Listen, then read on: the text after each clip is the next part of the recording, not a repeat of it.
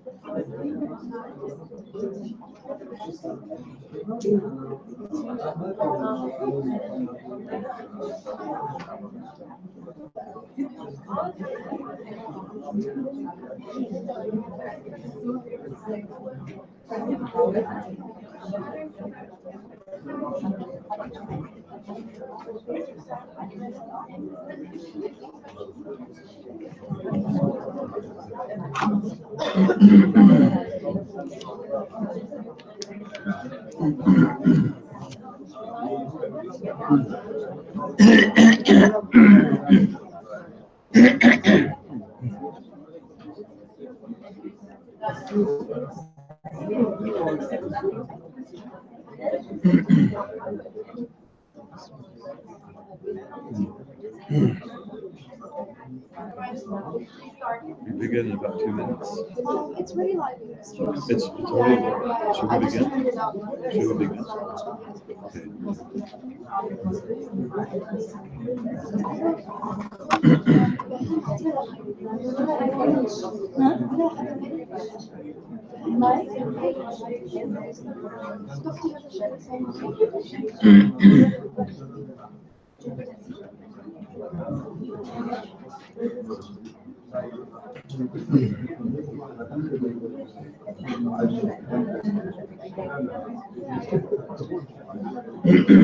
بسم الله الرحمن الرحيم وصلى الله على سيدنا محمد وعلى آله وصحبه وسلم. الله نوينا التعلم والتعليم والتذكر والتذكير والتأدب والتأديب والنفع والانتفاع والإفادة والاستفادة والحث على التمسك بكتاب الله وسنة رسوله صلى الله عليه وسلم والدعاء إلى الهدى والدلالة على الخير ابتغاء مرضات الله ووجهه وقربه وثوابه سبحانه. اللهم افتح علينا بحكمتك وانشر علينا برحمتك يا ذا الجلال والإكرام. يا عليم علمنا من علمك ما ترضى به عنا ولا تؤاخذنا بما تعلمه منا. يا حليم خلقنا بخلق الحلم وحققنا بحقائق العلم. سبحانك لا علم لنا إلا ما علمتنا إنك أنت العليم الحكيم. رب اشرح لي صدري ويسر لي أمري واحلل عقدة من لساني يفقه قولي.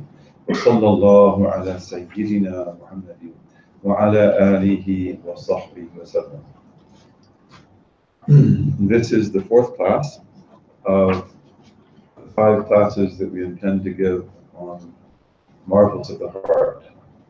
And as we've done before, let's review a little bit some of the points from the last lesson. There we talked about the knowing heart. The heart, God designed perfectly to know, and to know the truth, and to know things as they actually are. So there is no epistemological problem, which is the nemesis of modern Western thought. In modern Western thought, there is this perpetual problem of, do we know anything? And how do we know? And how do we relate to the object if we are the subject? And we talked about that, Cartesian dualism, and the other things which are the background for that. So our worldview is a very, very different worldview. It's a much richer worldview. And it believes in levels of realities. But one of the essential parts of that worldview is that you are perfectly created in every aspect of you. And you're perfectly created to know the truth as it is in order to be able to follow it. And so you have the capacity for ilm, and you have the capacity for salah.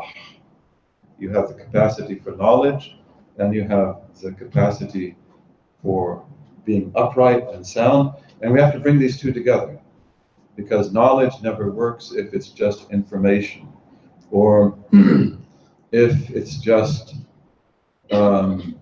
concepts that are not put into practice and that are not part of the righteousness of our lives. Imam al-Ghazali, in the lesson that we had, he gives us a metaphor for the knowing heart. And the metaphor, as you remember, is the mirror. But as we said, it's not like the mirror on the wall over there, or the one that I think is still behind me. Okay, these are, Muslims had mirrors like this too, but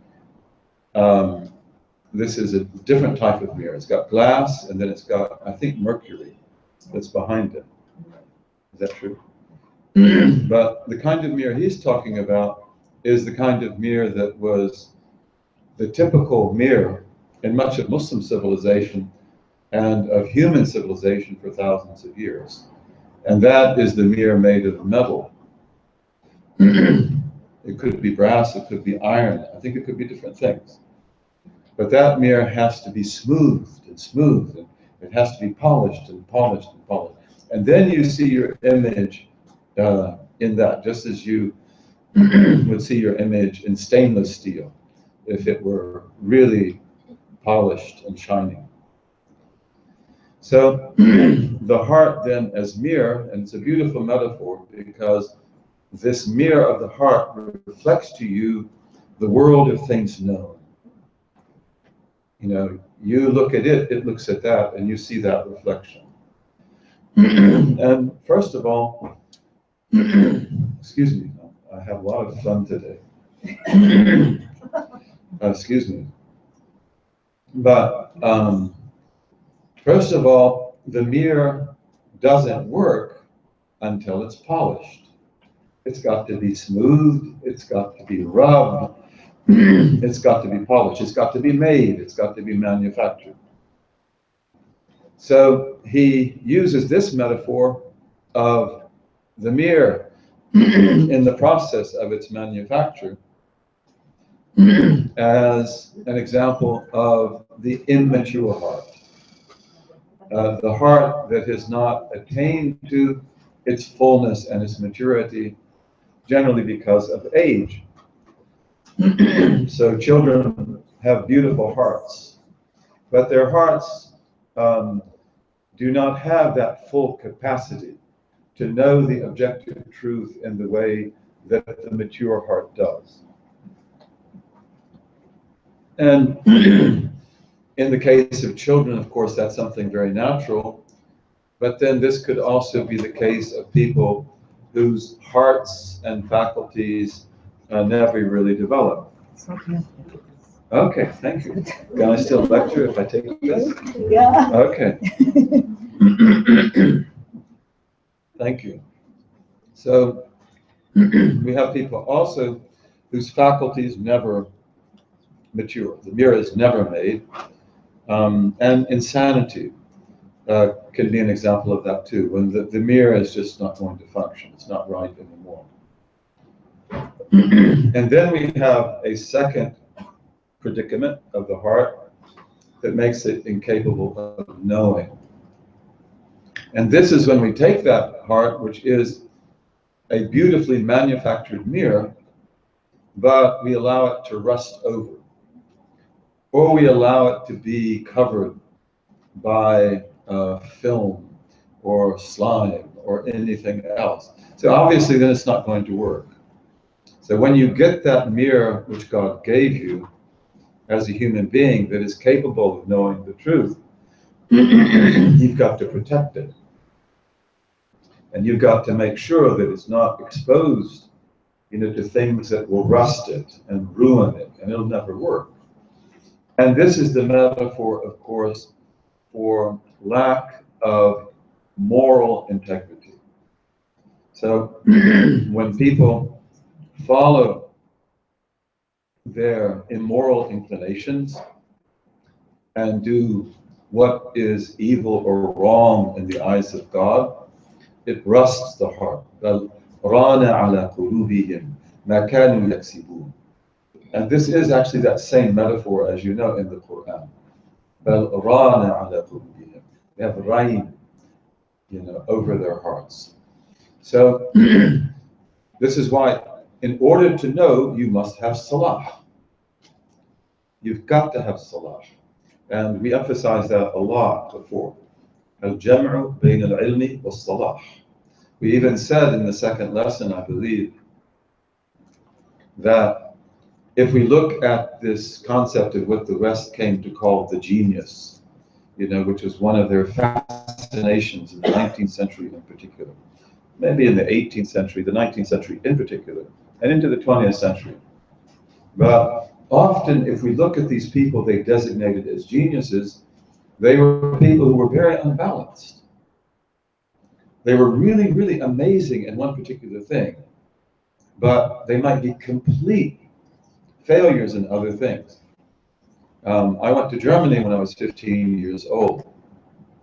My father sent me to the Black Forest to study. And one of the first words I learned in Germany was Fachidiot, which our sister knows what that means.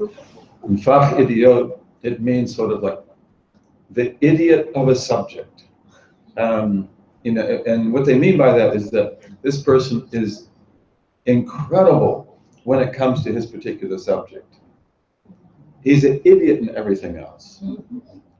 Fachidiot, he's an idiot in everything else. So that's actually the way a lot of these so-called geniuses were. And then if you look at their family life, their life with their spouses and their children and their families, it might be a complete disaster. And for this reason, you see that with many of them, they had breakthroughs. And often it's just one. And they will elaborate this for a period. And then they may not do anything amazing for the rest of their lives. And why is this? Well, some people say, and I think they're right, because of the lack of moral integrity, the lack of joining between knowledge and salah. And then, as we said, if we look at our own history as Muslims, we produce men and women who were masters of everything and who continue to produce works of incredible genius all of their lives. We call these in English polymaths. They knew the Islamic studies. They knew medicine. They knew geography. They knew architecture. They knew art, mathematics. They knew, you name it. And in fact, once Sheikh Hamza Yusuf and I were talking about what do we mean when we say the tradition. Because as you probably know, this is a word that we in the West, people like myself, we like that word a lot. We mean, the tuath, this tradition that we have of Islam, which I believe in, and he does too. So we thought, but what is it? We use the word all the time. And then he said something which is typical of his brilliance. He's an extremely intelligent person, extremely perceptive person. God protect him and bless him. But he said, whatever we say, the tradition is our tradition as Muslims. One of the things we have to, acknowledge is that our tradition was such that a man or a woman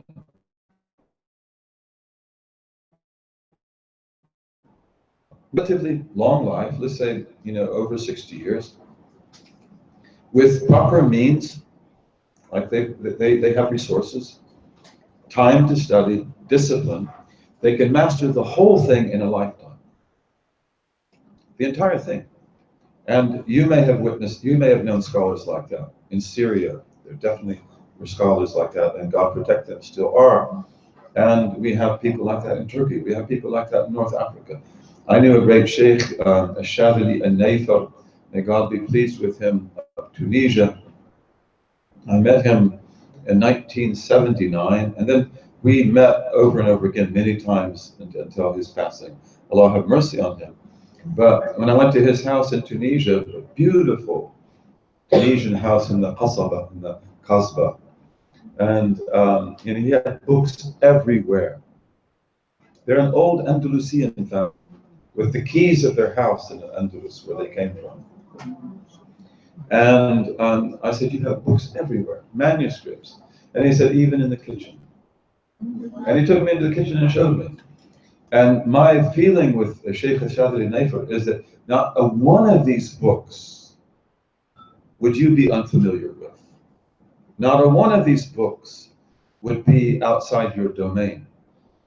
Okay, so this is really the fruit of al-jam' bayna al-ilmi was-salah, bringing knowledge and righteousness together, plus the fact that God blessed us with the rooting of knowledge. The rooting of knowledge, ta'sil al-ulum, which we talked about with Jabir ibn Hayyan and Umar al-Khayyam.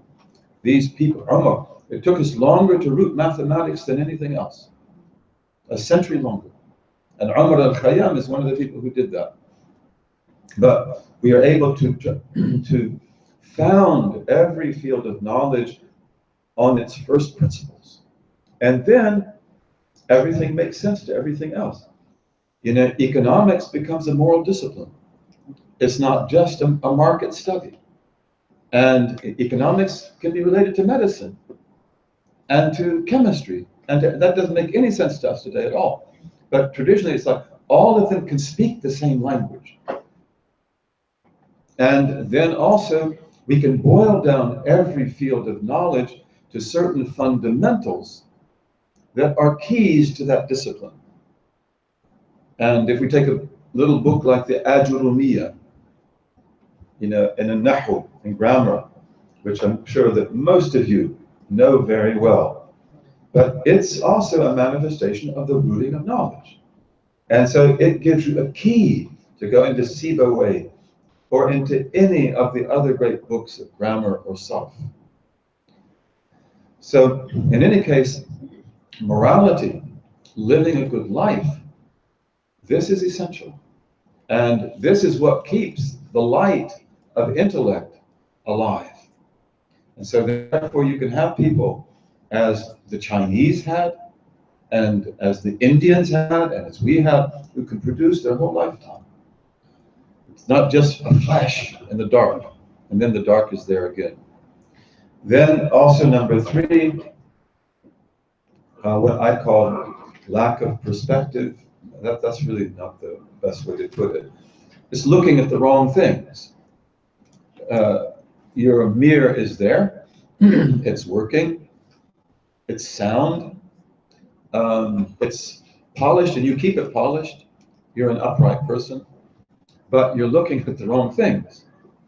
In other words, the real purpose of this mirror is to know you and to know your Lord. That's what it was created for. وَمَا خَلَقْتُ الْجِنَّ وَالْإِنسَ إِلَّا لِيَعْبُدُونَ. And as Ibn Abbas said, إِلَّا لِيَعْرِفُونَ. So, لِيَعْبُدُونَ, that they worship me, is wasila. It's not the ghaya. It's wasila, al-wasila ila al-ghaya. It's the means to the end, which is ma'rifah. So we will know God not by philosophical discourse or by other means, but we will know him by worship. This will be the way we come to him.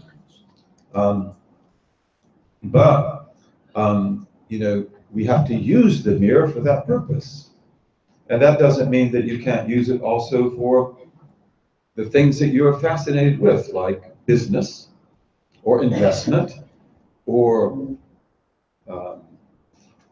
land ownership or farming or husbandry or chemistry or medicine or whatever it may be, because those are all legitimate concerns. Although we in our history seek to make even those things spiritual disciplines.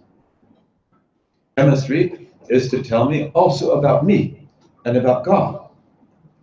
And our brother Hisham mentioned the other day how the binary 0-1, that's the foundation of digital knowledge, it's also metaphysically profound, as Leibniz knew and as no doubt we knew in our tradition as well. So everything we do, we want to be a reflection on God and not just a reflection on chemicals or on physical relationships between things or botany or whatever it may be. But if I use my mirror only for the things that I love, it will work, but it won't actually do its purpose. I remember when I was a boy, I had this incredible friend. I remember his name, there's no need to mention it. His name was Legree. You probably never heard anybody named Legree, but he was a little boy, short, and I liked him a lot. And he loved minerals, and he loved mushrooms, and he knew everything about mushrooms. He knew everything about minerals. And I'd like to go with him. We would go panning for gold, and we'd get garnets, that's usually, and he was fascinated by every one. So he has a beautiful heart.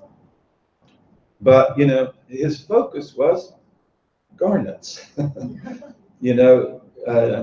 quartz crystals and mushrooms. And he knew everything. It's like God gave him a vet in that, and may he have guided him. But you have to also look at other things as well. And you have to use this heart to know your Lord. And then one of the most important things is the obstructions. So the things that get between you and the mirror. So you can't see. You can't see. And this is very, very important. And we talked about maybe 3 things in particular. First of all, shubuhat, fallacies, fallacious ideas. And we could also say things that are not just fallacious, they're just fundamentally wrong. So, false paradigms, false conceptions, fallacious conceptions, these get between you and the mirror. You cannot see. And we mentioned yesterday that many people in the modern world, I was one of these people. You can't believe because you don't have the language to believe, and you don't have the paradigms and the cognitive frames and the connection and the conceptions to believe. This is why in theology we begin with vocabulary, and we begin with paradigms and cognitive frames, like necessary being, possible existence, impossible existence. These are profound, beyond words. Some of the most powerful paradigms and cognitive frames that were ever conceived of. And that enables you to see the world around you and to see the marvel of creation in it. So you have to have the right language. You have to have the right cognitive frames. And we talked a lot about Cartesian dualism, and of course the West talks a lot about Cartesian dualism. They know this is, the specter. This is the specter that haunts their house. And yet, if you have that Cartesian dualistic view, you cannot see. And Wolfgang Smith, whom I hold in high esteem, and I would advise you to read Wolfgang Smith, Science and Myth, The Quantum Enigma, and other books. He is a Christian, but he is a believing Christian and a brilliant mathematician and physicist and a metaphysician as well. So he will say, modern physics doesn't believe in red apples. It doesn't, because it knows that there is probably, in all probability, a molecular structure out there that is a red apple in my mind. But does it exist as a red apple? Okay, so he said, well, you don't believe in red apples, do you? No, they don't. There is no confidence that that thing exists out there objectively as a red apple. This is a huge problem. And they don't even believe necessarily that we perceive three dimensions. We construct them. Although there are proofs that, we do perceive the three dimensions immediately. There's studies that were done at Cornell that pertain to landing airplanes without instruments. Like, what do you do if the instruments of your jet fail and you have to now land by eyesight? So that was studied at Cornell. It's a famous scientist who did that. And he showed very effectively, we perceive three dimensions at once. And that was rejected by the world of perceptual psychology, because it goes against Cartesian dualism. So he said, here really Cartesian dualism is the block. They cannot see it. You've got to remove that block. Then we also mentioned that prejudice. This blocks the mirror. So God protect us from prejudice. And, you have a lot to be proud of. You come from a beautiful tradition. The theology that you believe in, the madhab that you follow, all of this is wonderful. But if you think it's the only thing on the face of God's creation and that everybody else is wrong, you will block your mirror. And that's why, that's probably not the best example yet, but of course, other prejudices that are false, like the superiority of one race over another. And of course, we talk in my country and South Africa and other countries of white supremacy. And this is a devil that still haunts the house, as we know from our last election. Yeah. So the devil of white supremacy, this will block the mirror. You will not be able to see. And you can talk about other prejudices. We don't have time to do that. Back to the one. Let's say that I'm a Hanafi. Okay, beautiful school of law. Beautiful. I love Abu Hanifa. He's incredible.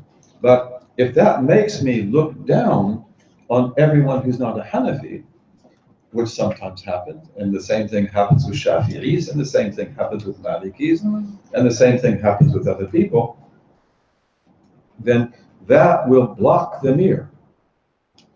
And this is very important because sometimes we have schools in the Muslim world. I have some in my mind, but I'm not going to mention them. That would be rude to the people that have them. That people become so attached to this school, and they really cannot see the value of other schools. It's like, really, this is the only way. Well, your school is beautiful. Your school is correct, but it's not the only one. It's not the only approach to reality. So these are blockages that are very, very serious. And we mentioned last time that I gave you the example of talking about did the Muslim cross the Atlantic to America before Columbus? I've studied that for over 17 years, and I've lectured about it. And we have strong evidence for that. And one of them is that the Africans have always been crossing the Atlantic with the equatorial current. Whether they wanted to or not, they did it. And almost certainly they wanted to, even as far back as 500 BC. For that. And one of the pieces of evidence that is most remarkable are the terracottas, these statues that the ancient Americans would make, which are very, very accurate. And I mentioned the terracotta of this black, apparently Mandinka man, definitely African, definitely Mandinka from that time, compound earrings, Mandinka helmet. Even people there would say he's a hunter, Donso. And scholars who work with those terracottas, one of them, Alexander von Butenau, he would take that terracotta and show it to his graduate students, some of whom were Europeans. And he would say, so what is this? And they say, well, it looks like an African, but it cannot be. There were no Africans in America before Columbus, and they dated around 1325.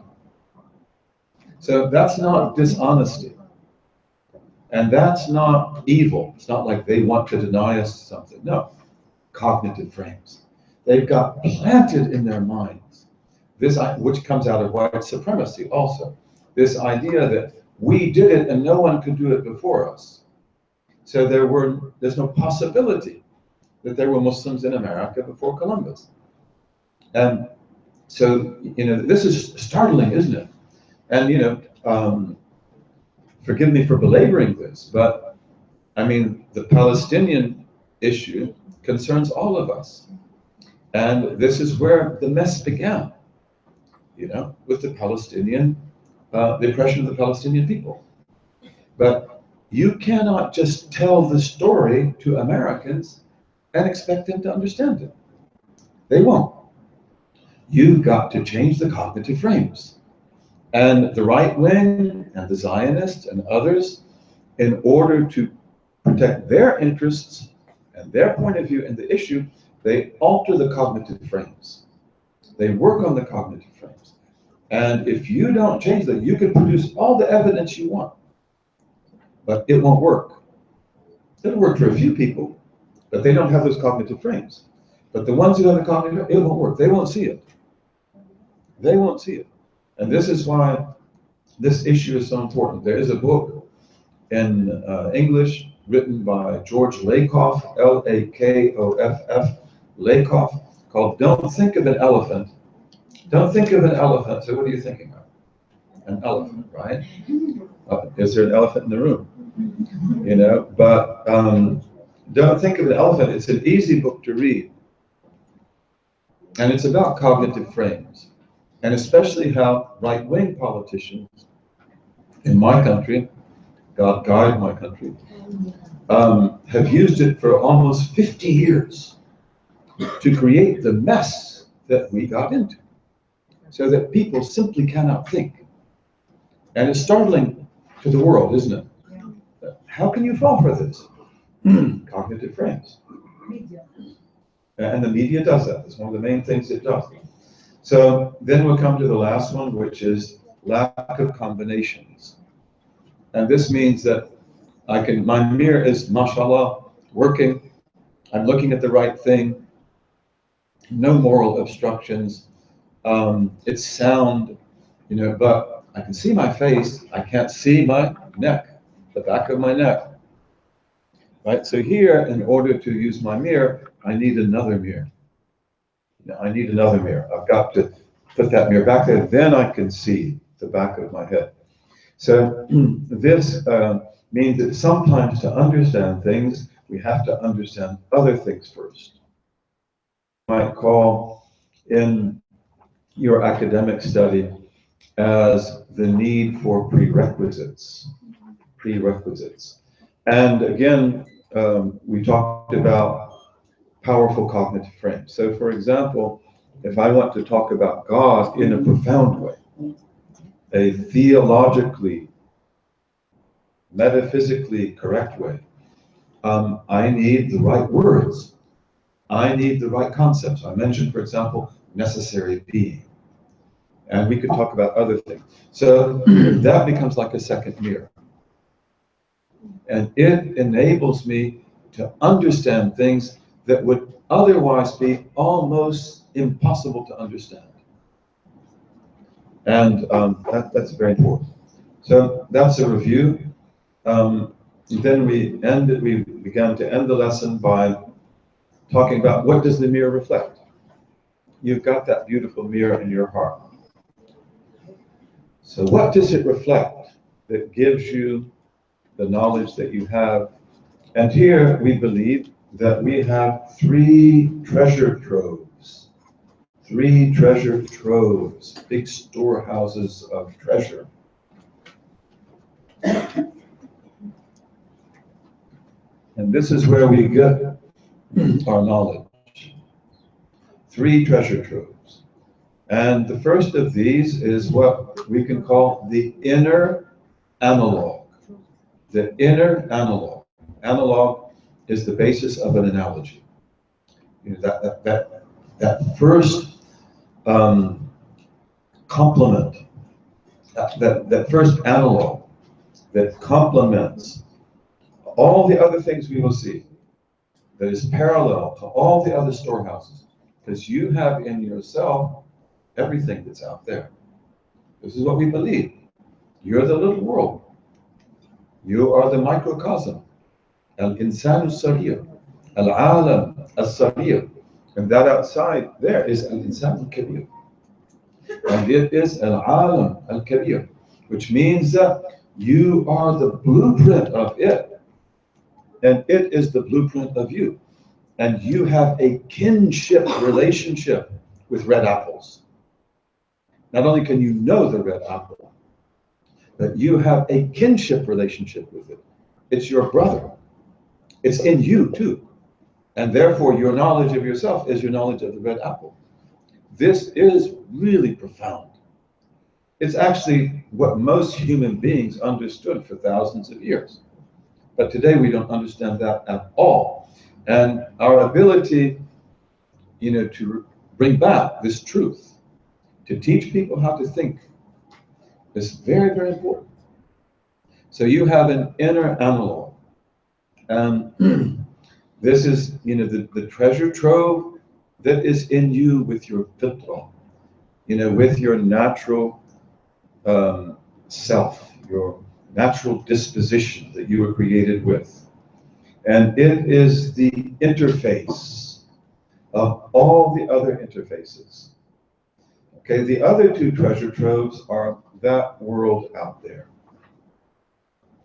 The mountains, the heavens, the planets, the stars, the seas, the fishes, everything that's out there, the flowers. So that's also a storehouse of knowledge. And of course, we study it in different ways. We can study it empirically, which we've always done as Muslims, to study by experiment how it works. Most of the things Muslims learned about the brain, they learned from experiment and from brain injuries. So if the injury is in one part of the brain, certain functions are lost. So that part of the brain must be about memory, for example, or cognition. We were very good about that from an early time. That's experimental knowledge. And that's obviously a source of knowledge.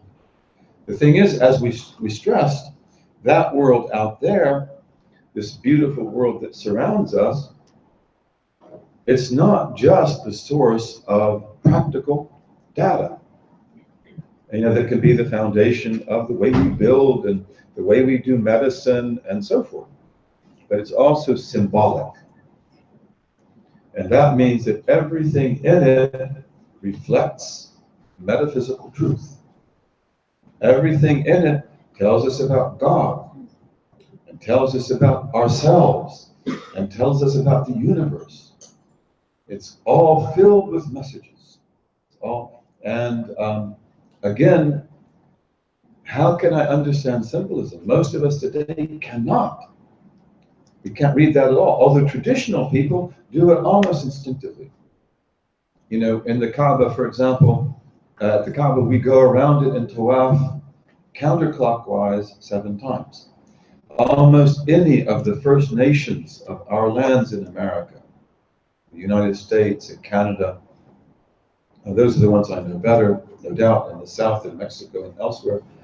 Almost any of the First Nations, if you told them that we are going in a circle around this Kaaba counterclockwise, they would say power, the release of power and the connection with the Creator. They would get it just like that. That is essential to their own symbolism and the power of the circle and also of the counterclockwise movement. The Lakota, for example, if you want to destroy the Lakota, put them in square houses, which is what they did on the reservations, because they went to live in circular houses because of the power of the dream catcher and of the circle. So the circle is a powerful symbol, okay? And they understood that very well. We are illiterate in that regard. We have to be taught. I remember many times that among the most beautiful things in my life are Niagara Falls, which I saw when I was a boy, when it was much bigger than it is now. And amazing, unbelievable. And the Grand Canyon. And, you know, one of the things that's very shocking when I go to Niagara Falls is to listen to the response of my countrymen and countrywomen. Wow, that's a lot of water. You know, it's like, you can't get anything more out of it than that.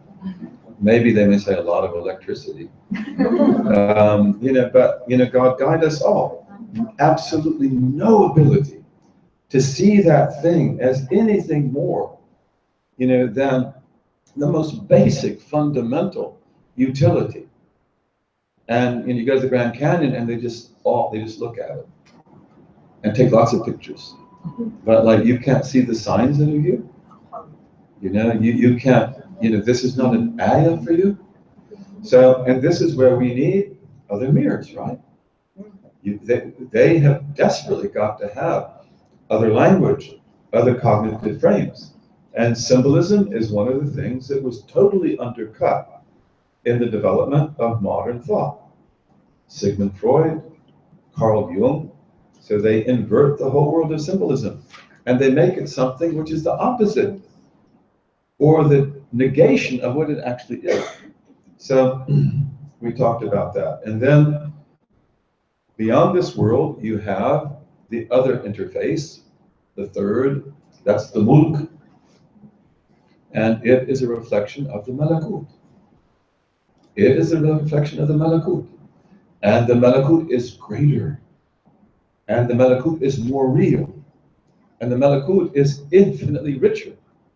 And the malakut never gets polluted, by the way. And this is what Imam al-Ghazali refers to primarily as a lawh al-mahfuz, the preserved tablet, which is the treasure trove of the real analogs and of the paradigms and of the archetypes, the amthal, and so forth. And that's where the prophets and the messengers get their knowledge. And of course, they get their knowledge by revelation and by virtue of the angel Gabriel. And they get it also by dreams and other contact, because they see the lawh al-mahfuz, you know. But, you know, Abraham has his dream and Joseph has his dream, and those dreams are absolutely true because they have direct, unblocked access to a lawh al-mahfuz. So it becomes like a type of revelation. And you have that too, because sometimes you have true dreams that are radiant and they tell you about things that are going to be. Or they give you symbolic messages about what's happening in the world, like Joseph, peace be upon him, and the, you know, 11 stars and the sun and the moon prostrating themselves to him. So that's also something that you have access to. Except most of us, we only have access to that through the true dream vision. And but that can be increased. And the purification of the soul, this allows us to go from the world of mu'amala, of sound practice and transactions with ourselves and others, which has got to be on the basis of salah, purity of heart, to mukashafa, the unveiling. And mukashafa is in the capacity of people who are not prophets. Not the way it is with the prophets. Prophets are infallible, and what they get is absolutely true. But the awliya of God, they also have the gift of mukashafa. And this is something that we have in our tradition, and it has rules. How do you know that this is mukashafa? How do you know that this is not delusion or illusion? And so forth. So these are the three treasure troves. The malakut, especially as manifested in what we call al-lawh al-mahfuz, and the mulk, that beautiful world out there, the mountains that you can see, the sea that you can see, which are not just physical, they are metaphysical. By their very nature, we talked about the spider's web.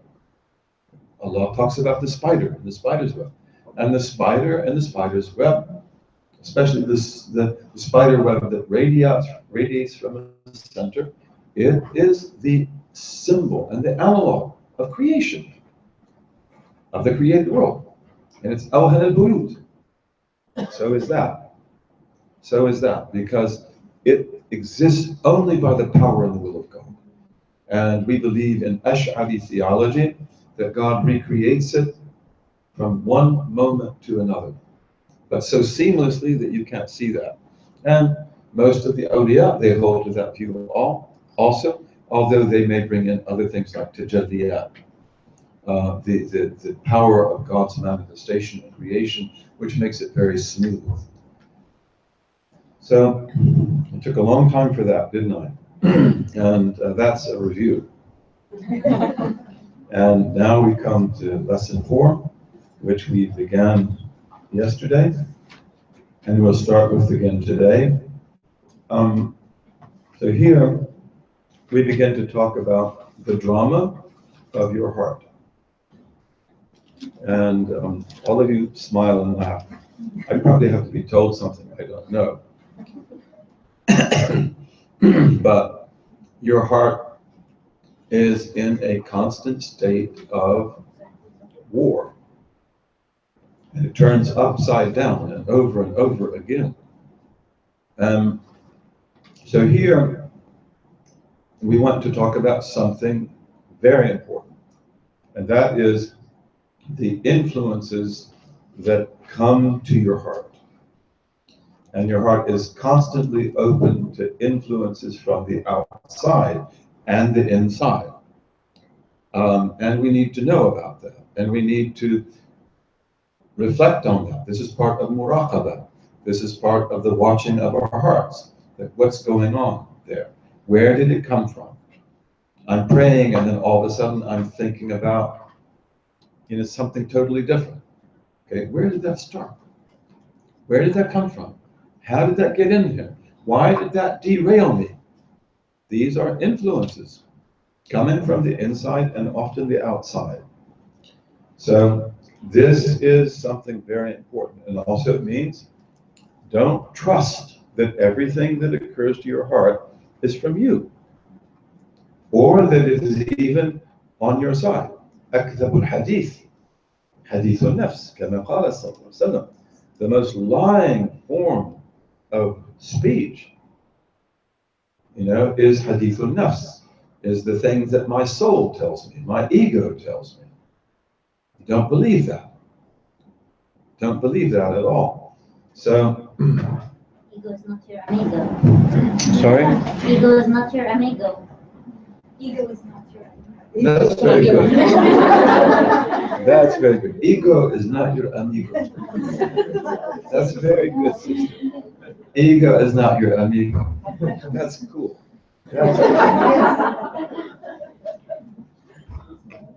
El ego no es tu amigo. The ego is not your friend. Very, very good. You can go back and tell them that in Grenada. El ego no es tu amigo. O amiga. La ega. La ega. No, el ego es masculino. Hmm? El ego es No, masculino. I'm trying to make it. I'm joking. You joke with me, I No, joke no, with digo you. que viene de eso. Inshallah. Es masculino. Ah, sí, entiendo. Oh, entiendo. The next thing we wanted to talk about, we put it on them. In reality, though, that's not true. Satan is the masculine principle, and the ego is the feminine principle. We have negative masculine and feminine negative, and positive masculine, positive feminine. But Satan is the masculine principle at its worst, and the ego is the feminine principle at its worst. I hope I didn't derail anybody. El ego, the ego is not your amigo. Okay, you did it. You did it. Okay, so the heart is always open to influence. And here we talked a lot about this, but you as a believer, you have to believe in angels. Now, for most modern people, that's impossible. And it's not because they're so smart. It's because they don't have the cognitive frames. They don't have the language. And therefore they see it as irrational. And we have a brother, Mehdi Hassan, whom I admire. This man can go to bat for you. He is a fantastic debater. And he had a debate with Richard Dawkins. And Dawkins said that I can't believe that you're from Oxford and believe in angels. And Mehdi Hassan threw him to the floor. I mean, not with physical force, but with his mind. But it's all about, what you've been programmed to receive and to reject. And there's nothing irrational about the belief in angels once you reject the reductionism of modern thought that says that there's nothing existing but what I can see, touch, taste, hear, and smell. And Westerners have known for a long time that doesn't work. Ibsen, the great Scandinavian playwright, and he has a play called The Dollhouse, and it's about the fact that the dollhouse is the little box, that the secular European puts himself or herself in. And the dollhouse can't explain anything. There's too much outside of the dollhouse. I mean, that's a brilliant play, in my opinion. So we live in an enchanted world, a world that is filled with things out there you don't see. Most of us never see them. Most of us never will, not in this world, but they are there. And to just rule them out because I don't see them with my eye physically or hear them with my ear, that's no scientific proof of anything. And we mentioned that again, in the development of Western thought, which is really important to study. They created the science of Orientalism how many hundreds of years ago? And some of the things the Orientalists have done are fantastic. Some of the things are not so fantastic. But we should also have Occidentalism. Again, not to destroy the West, but to understand it. Who were you? What were you? How did you, and especially if we do Occidentalism, we have to link it profoundly with the Muslim world, because like it or not, there is nothing of significance that develops in the west of Europe, or the east of Europe, or the south of Europe, even the north of Europe, that is not somehow connected to us. and the powerful civilizational phenomenon of Islam in the Mediterranean primarily, especially for Western Europe. Western Europe never looks beyond Jerusalem until the modern age. It's always, when they talk about Islam, it's always Mediterranean Islam. That's, of course, your Islam, but it's also that of Spain and Portugal and Sicily, and then Switzerland as well.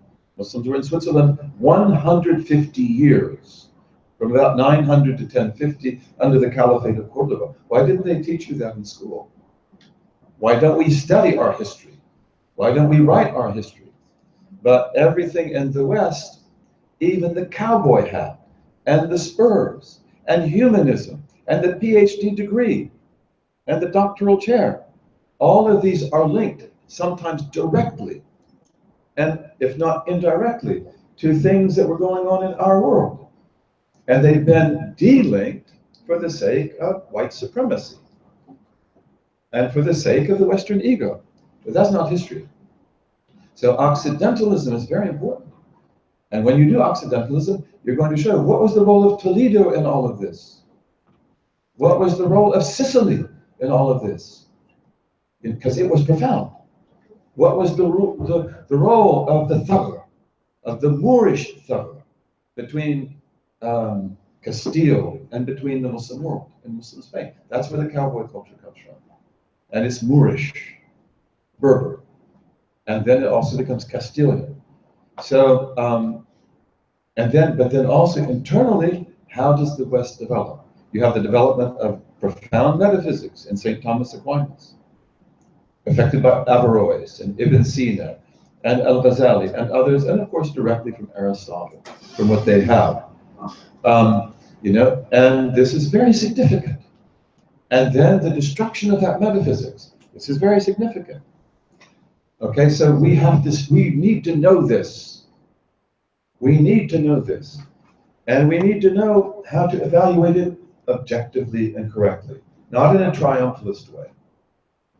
But this is essential to the knowledge of ourselves today, and of their selves today as well.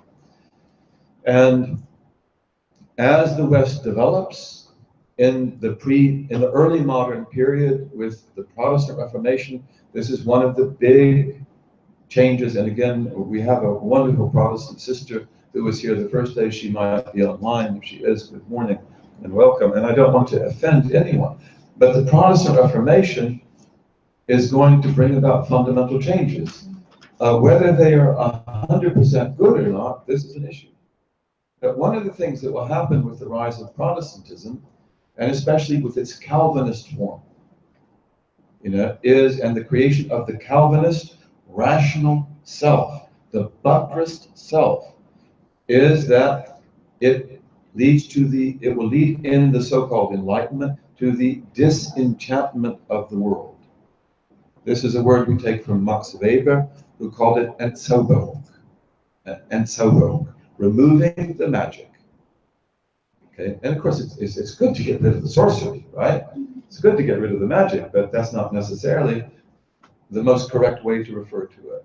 And he means by that there are no witches, there are no warlocks, there are no saints, there are no spirits, there are no jinn, there is no devil, there is no angel. It's just what you see, hear, touch, taste, and smell. So there's no magic anymore, but then you're in the dollhouse, and you're going to be haunted by what's not in the dollhouse, because it is out there. And we have a wonderful brother that I look forward to seeing in a few days in Chicago, who works in emergency medicine in some of the poorest hospitals in Chicago, and hospitals in the most oppressed areas of Chicago. And this little boy was brought to him last year, I believe, and he can't make eye contact. And I believe his mother said he's been hypnotized. He was such a happy boy, and now he can't make eye contact. And he's just staring. And this beautiful doctor, he said out loud, which was not exactly the most politically correct thing to do, he looks like he is possessed. And one of the nurses said, would you like me to go get a crucifix? Should I go get a crucifix and we can cast out the devil? I mean, she's making a joke of it. And in reality, he was probably sexually abused. Okay, that's probably what it is. And then he was probably possessed, because sexual abuse can lead to that. There are openings in us which, if they are ripped open, you can get infections. And not all those infections are germs. So this poor little boy, I mean, he probably is possessed, and he probably was raped. That's probably what happened to him. And now he can't look at anybody. And so they bring in the psychologist, they bring in the neurologist. He's just a black boy, so these are throwaway people in the eyes of some people. And they say schizophrenia or something else, and then they write the medicine for him. And this is going to, he probably will be now classified as insane for the rest of his life. That's really good psychology. And again, this is reductionist psychology that thinks that we can talk about the psyche without talking about the enchantment around us. I don't accept that. I regard that to be medieval in a negative sense. You know, and God help this little boy and help other people like that. So we live in an enchanted world, and we have to believe that. The belief in the jinn is wajib. And not to believe in them is very serious. And the belief in angels is wajib. And not to believe in them is very serious. And if we don't believe in them, then let's find the language and the cognitive frames that enables us to do that. Because there's a blockage there. And inshallah, we will do that. So, the world around us is filled with things we see and things we don't see. And we have realities in ourselves. And so the heart is a battleground for these different influences. And it's a constant struggle your whole life long. And whether you're at the beginning of your path or the middle of your path, or you believe you're towards the end of your path, the battle next. No man or woman, however great they may be, ever attains a state of sanctitude where the battle is over and it's won. No, it's not like that. That battle does not end until the day that we breathe our last breath. And may it be husn al-khatimah with La ilaha illallah, a beautiful ending with La ilaha illallah. It takes on different forms. It goes to different levels. As we say, hasanatul abrar, sayyiatul muqarrabin. The righteous deeds of the righteous people, the good deeds of the righteous people, are the misdeeds of the people closest to God. Meaning that what is really good for certain people is not acceptable at higher levels. They've got to do even better. Not like they don't have to do good anymore. No, they've got to do even better. What is required of a child at 15 is not what is required of that child when he's 40 years old. Right? So our responsibility increases and our test increases as well.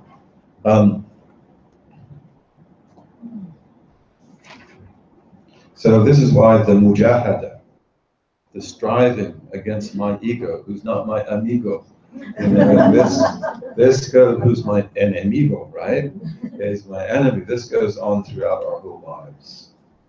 And it takes more and more subtle forms. Satan, Imam al-Ghazali tells us, he conquers most human hearts at one time or another. And a lot of us put up the truce flag that like, okay, I can't do this anymore. And then we make a hudna. We make a truce with Satan that just let me pray and let me fast and let me off the hook. And again, may God make it easy for all of us. But even on the path, the same thing happens. That because the path to God must be based on the intention to get close to Him and to worship Him. Not to be a saint, not to have karamat, not to be famous, not to be wealthy, not to have lots of followers. No, that's not what it's about. It's got to be about God. That I want to know you. I want to love you. I want you to love me. I want to drown in that love. That's all I want. Nothing else. That's the intention that in fact opens up the door of Mukasha. And that's when you know it's real. You've got to have the real intention. Oh my goodness. Oh my goodness, 30 minutes left. And we are behind. Astaghfirullah.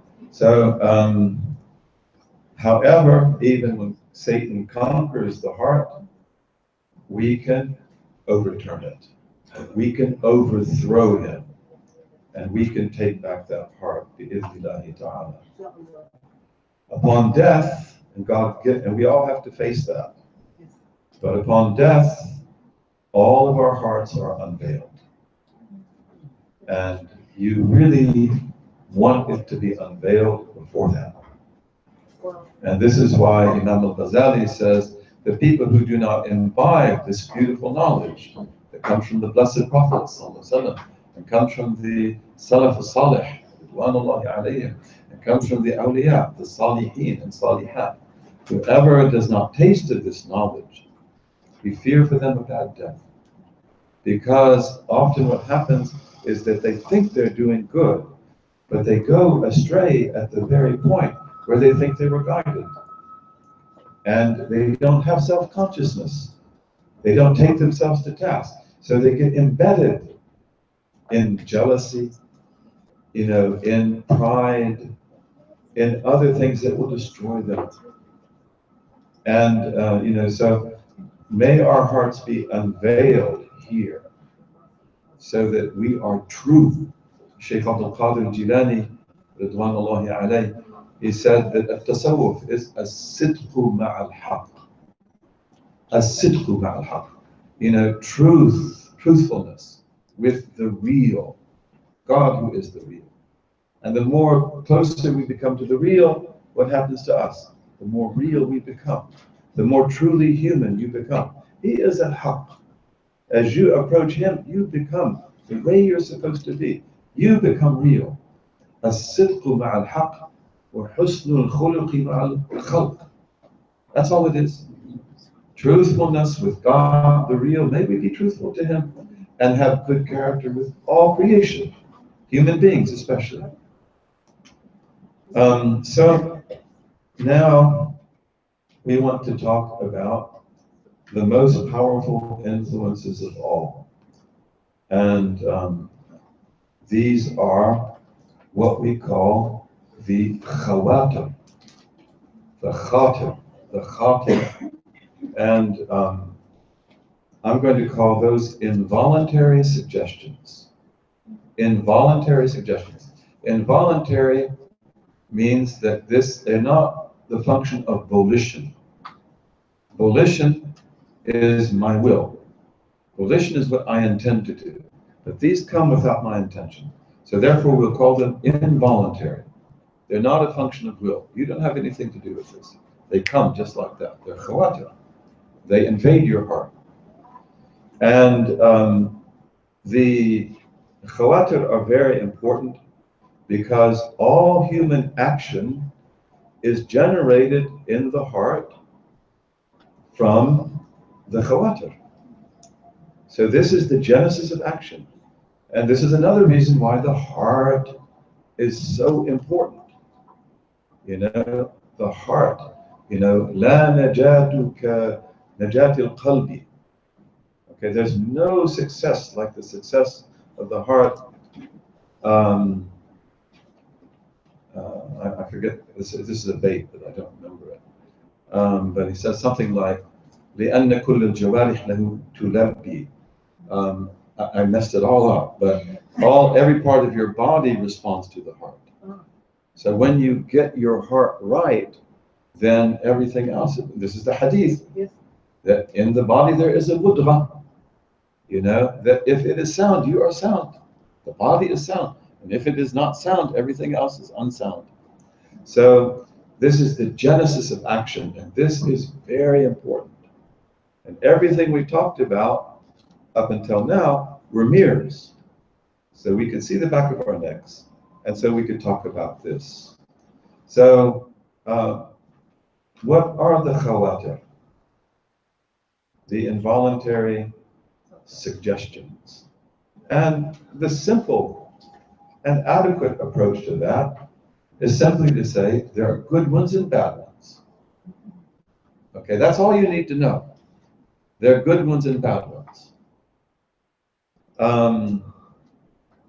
So there are ones that are angelic, there are ones that are divine, and the angelic khatir, the angelic involuntary suggestion, just a beautiful idea that was put in your heart. That why don't I take care of this orphan? Why don't I give that person something who is homeless? Okay, because you see him or her, and it's like I could roll up the window and say nothing, or maybe I could help them, and you do what you want to do. But there's a little drama going on in your heart. There is an angelic voice, and there are other voices. So pay attention. Which voice do you want to? Who's your counselor? Which one do you want to listen to? But the angelic khatir is from the angel, but it's also from your pure heart. And it's also from your intellect. And it's also from your ruh. So it's not just an angel, but the angelic khatir can also come to you from your heart and from your aql, that is working. And that has salah with ilm. And it can come to you also from the ruh, from the spirit. And your spirit is beautiful. Your spirit is your amigo, right? How are we going to say that? You want to do it right now? You can if you want. So, so therefore there are angelic khawatir, which include the divine, and include the angelic, and include, to repeat myself, the fifth time, are also from the heart and from the intellect and from the spirit. These are good. These are good. Your dreams can also come from these as well. So not every dream is angelic. The angelic dream is going to be radiant. There are divine dreams which are even more radiant. Maybe they change your life forever. And then there are dreams that come from the heart, from the intellect, from the spirit. But those are all good. They're all truthful. And they're all going to direct you to something that is good. And then there is the demonic. And the demonic comes from guess who? There are such things. There are such things. And yet the demonic also comes, of course, from Satan. It can come from the satanic demons. It can come also from the ego. And it can come also from the intelligence subverted.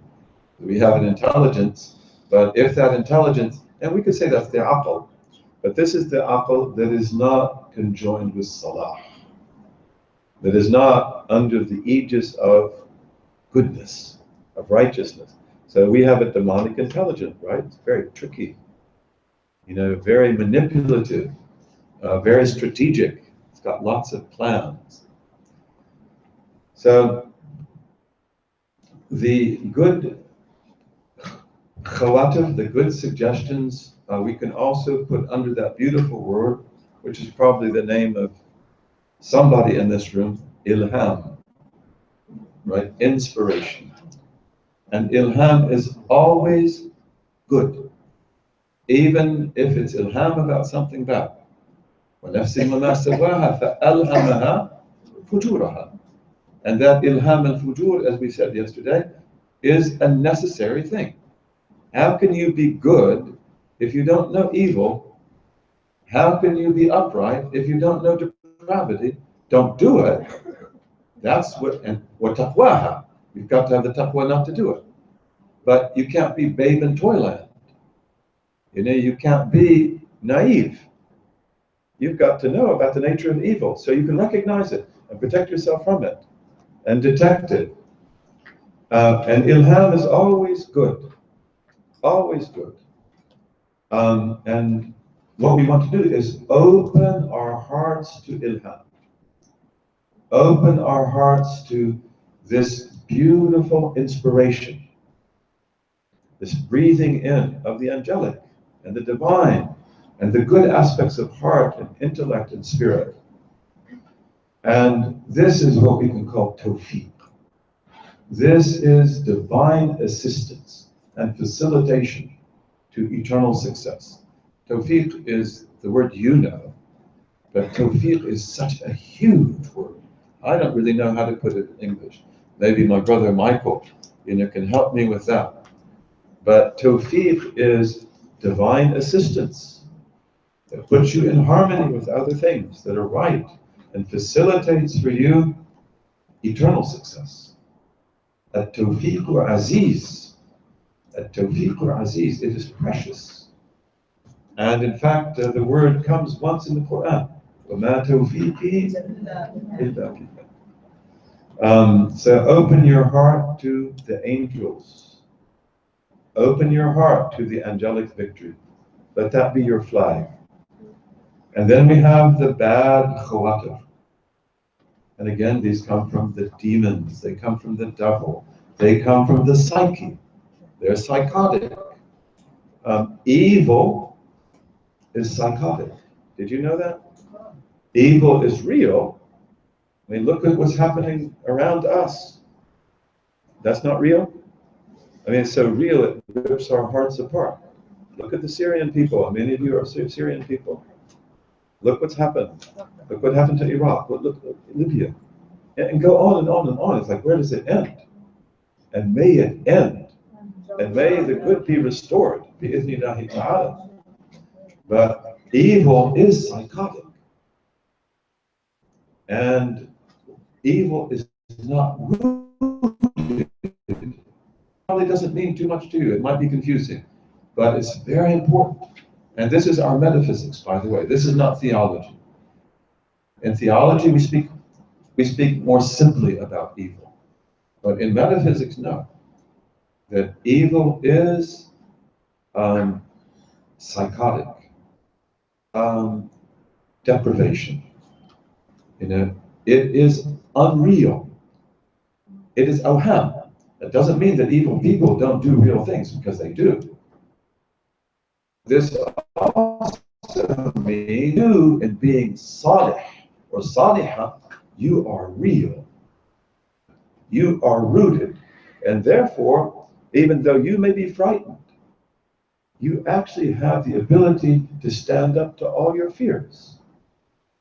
You have the ability to stand up in the face of evil. And again, our wonderful brother Khalid, talked about Malcolm. I thank God he brought me to Islam through Malcolm X. Malcolm X, this was a courageous man. This was a good man. How could he stand in the face of white supremacy that wants to kill him and will kill him? Just a matter of time. He knew that. And he dies before his 40th birthday. And he knew that I won't last long. My father didn't last long. Okay, they're going to kill me sooner or later. And in fact, W.D. Muhammad, God bless him, he told Malcolm, leave the country. And Malcolm wouldn't do it because he wanted to be killed in his own country. Why be killed in Algeria? Or it's going to be the same people. So let's do it right here. And then we can point the finger a little bit easier. But, Malcolm could stand in front of these people, smiling and joking. And he was the master of the soundbite. Unfortunately, the one that comes to my mind right now, I probably shouldn't say. The ballot or the bullet. Okay. Give us the vote or see what happens. Try me. The ballot or the bullet. But most of the sound bites are really beautiful, really, and they're funny. And again, he can stand in front of them and smile. He's not intimidated. He doesn't have anything to prove because he's rooted in good. He is rooted in truth, and he will find the whole truth before he gets the bullets, And look at, we have incredible women in history.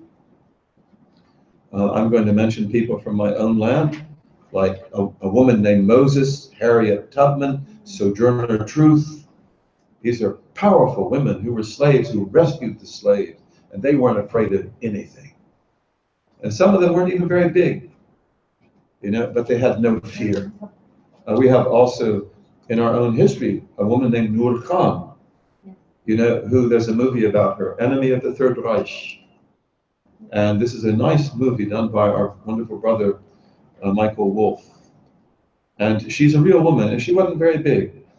And she was born in France. She's half French, she's half, subcontinent Muslim, I think Indian. She was wealthy. When the Germans invade France, she goes to England. She writes storybooks for children. She had no obligation whatsoever to go up against the Nazis. But she said, I owe something to France. And then she trains to be a decoder. She is parachuted into France. Usually they will last about 2 weeks. And she lasts a lot longer than that. But then finally the Nazis get her and they torture her, and she never breaks. And we know that from Nazi records. She's a lioness. Even though she's just a little woman, she never breaks. And she was captured because the French broke. They took French men and French women who knew her and tortured them, and they told her, where is this woman? But she didn't do that. She didn't break. They sent her, to Dachau or Auschwitz, and they shot her in the head and killed her. And she never wept and she never broke. Little tiny woman, and she's a lioness.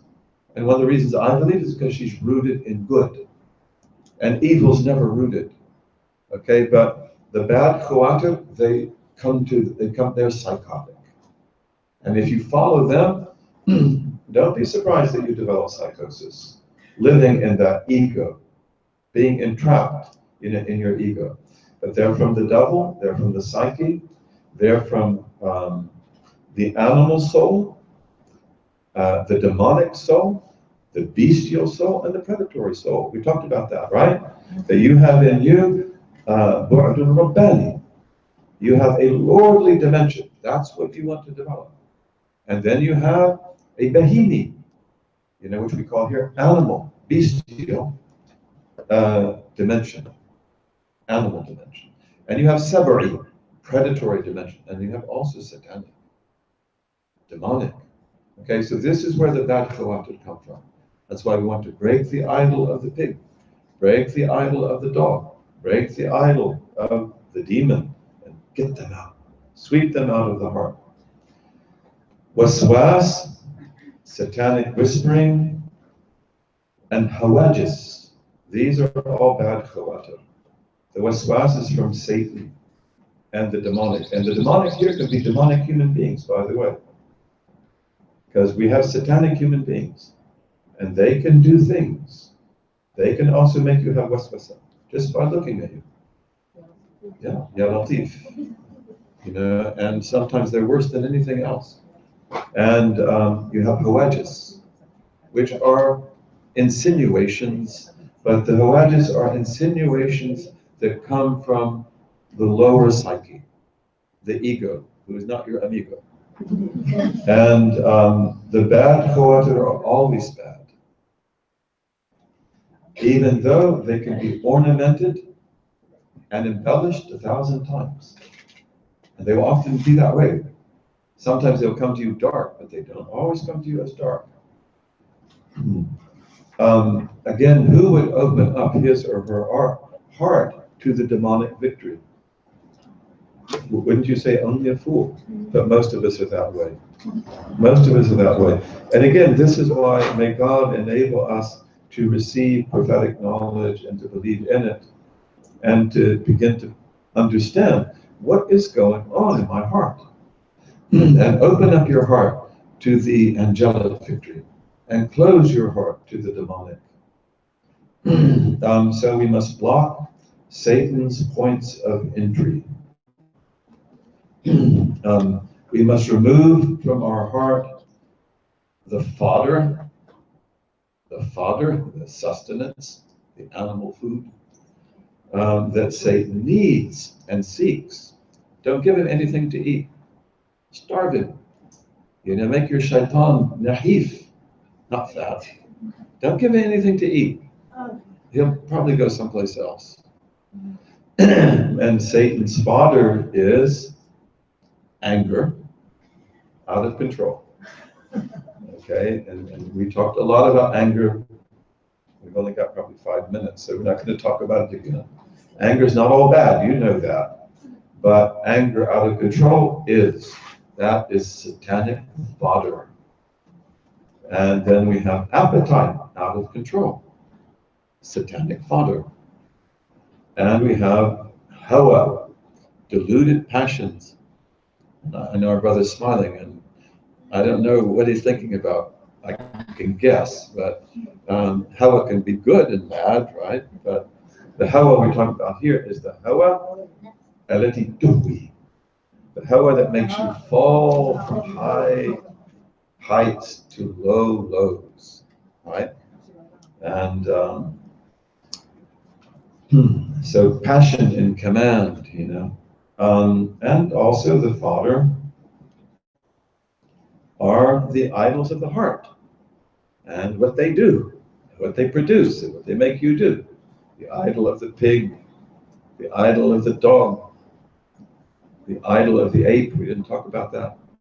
The idol of Satan, the ape, is the one that makes you want to go here and do this. I don't know what to do. And I get confused and like, oh, I believe today, but tomorrow I don't believe. Just like the ape, he has to itch and scratch. And he does this, he can't pay attention to anything. Okay, so that's the idol of the ape, the qird. That we can't focus on anything. And it doesn't mean that if you can't focus that you've got that idol in your heart. There are other reasons why we don't focus. But some people, they just can't focus on anything. Okay? This is also fodder, for Satan. You want to be Abdullah and not Abdul Hawa. Abdullah, not Abdul Hawa, not Abdul Shahwa, not Abdul Ghadab. And so don't let Satan graze in your heart. And don't put up fodder for him for winter. Right? Starve him. Starve him. Make him unhappy. Satan does not enter an empty heart. Why? Because there's nothing to eat. Who's going to go steal your kitchen if there's no food? Right? So we want the empty heart. Right? And once we break the idols and we sweep them out, and there's nothing in your heart but your desire for God, you are good. And you are transformed. And Satan's not going to be able to do the things he was able to do before, because there's no fodder, there's nothing to eat. And that empty heart is the one that is filled with lights, the angelic lights, al-waridat, that come and don't go away. They go in and stay forever. The empty heart has no hawa. The empty heart has no attachment to anything but God. It has no ta'alluq with anything but God. That is victory. It's hard to get there. Very hard. To break the ta'alluqat. And this doesn't mean that you have to be poor and you have to give up your house and give up your cars. No. But it means get them out of your heart and get them into your hand. Okay? And the good people are usually like that anyway. God may have blessed them with so much good, but it's not in their heart. And that's why in these huge tribulations, like what has happened to you in Lebanon and to your wonderful neighbors in Palestine and in Syria, and God protect Jordan, and in Iraq and Libya and elsewhere, that there you see who had it in their heart and who didn't. Because some people had everything and they lost everything, and they found everything. These are the best of people, and may God give them back everything. Bi-idhnillahi ta'ala. But the empty heart has no hawa, and it has no attachment to the self, to the ego. And it has no attachment either to the world. So it lives in the world, hur, or hurra. And therefore the world will obey it. It's not like the world is going to be your enemy. The world will run after you. When you turn your back on the world, and again, I don't mean that you have to sell your house and put it on the market tomorrow. We're not saying that. There's a story, of a great master. We have how many minutes? Oh my goodness. But, there's the story, and forgive me, I talk a lot about the awliya, and I should talk about the Prophet more, sallallahu alaihi wasallam. It's my ignorance. But there's a prophet. There's the story of this great awliya of Morocco, and one of them lived on the Atlantic Ocean, and he was very poor, very sad, and his students were also that way. And he would fish for the delicious fish of the Atlantic they get, and he would feed himself and his students and give the rest away to the poor. And then he sent one of his students to another town in Morocco. And he said, because he was going there, he said, when you go there, I want you to meet so-and-so. And I want you to ask him to give me advice. And so he went to that city, and he found that this other man, who's supposed to be a great wali, lived in a palace that looked like the king's. And, he said, well, who is this? And in fact, he was embarrassed, and he felt like, I don't even want to see the man. And they said, well, he's not here. And inside, he's got servants running around, giving food. And then he said, well, he's not here. He said, well, I'll wait outside. Then he pulls up in this coach. This is in the days of horses. A coach like the king's. And he comes out, and he's dressed in rich garments. And he says, I'm from so-and-so. He asked me to visit. He said, come in. And then he brings him in his house. His house is like a castle of paradise, a palace of paradise. And then he sits down, and then the man just wants to go. He's very embarrassed. And then the other one says to him, did he ask you to ask me anything? He said, yes. And he said, what did he ask you? He said, to give me advice. He said, tell him, get the world out of your heart. And so he said, what? He lives on the sea. He has nothing. And you've got everything. Maybe you should get the world out of your heart. But he doesn't say anything, because you have to edit. So then he goes back to his sheikh, and he said, did you see him? Yes. He doesn't say anything. He said, did he give me advice? Yes. What was it? He don't want to say. He said, get the world out of your heart. The man began to weep. And he said, that's what I could never do. He could, and I couldn't. And that's why I live like I do. Because if I had what he had, I would be ruined. So I have to live as a poor man on the sea. And he can live with all this riches, and he's just better and better and better. He doesn't have it in his heart. His heart is empty. And this is the secret also of the Mukashafah and of the beautiful dreams. Sadiq, you have to be Sadiq, but also you have to have the empty heart. And this is the Kaaba, this is the Baytullah. And then your dreams right on. The words you say will be right on. Because again, you're beginning to open up in your heart these incredible treasure chests. We're out of time, aren't we?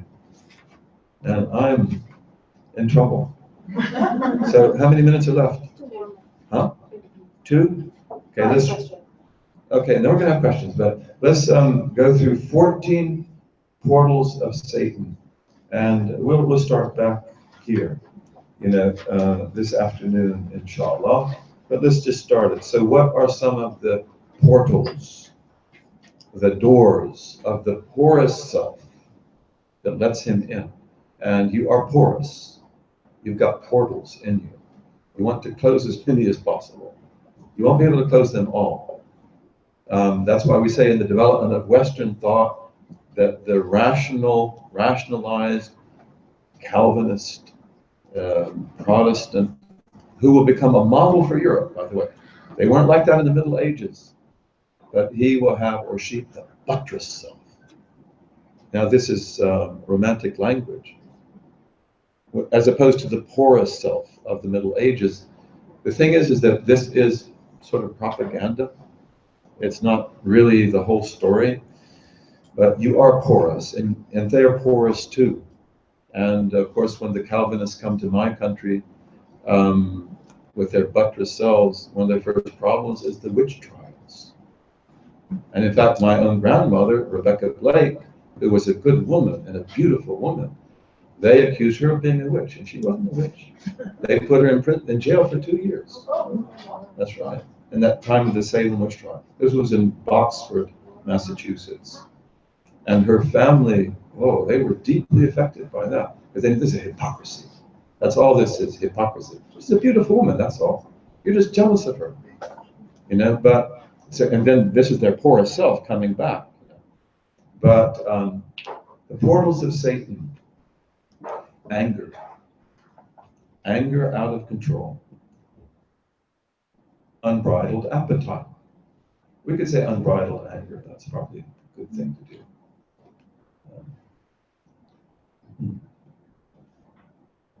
Unbridled anger, unbridled appetite, hasad. How do we say that strong enough in English? Envy doesn't quite get it. Invidious hatred. Invidia. And of course, in the Latin language, invidia. That's a good word for hasad. Invidious hatred that lurks in the heart. This is the killer. This is worse than cancer. God protect our hearts from it. Hirs, which is uncontrolled desire to get things, to possess things, to have possessions. And it's a type of covetousness. Hirs, that you can't let these things go. And I want more and more and more. Again, God, beautify your houses and beautify your souls, and bless you with everything you have. But may it never be in your heart. May it never be in your heart. And then satiation, overeating, even from the halal. This is a hard one to avoid in Lebanon. Okay. The food here is very good. Okay? My parents came here in 1973, as I told you, and they loved the country, and they loved the food. Absolutely, they talked about it for the rest of their lives.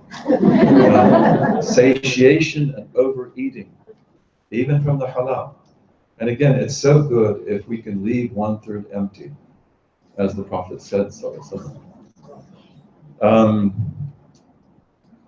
Another one that Imam al-Ghazali gives is unbalanced love of adornment, tazyin.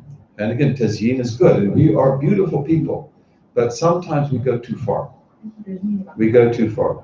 And this is like in our clothing, in our houses, in our furniture, in our makeup, in our dresses, in everything that we do. We go too far.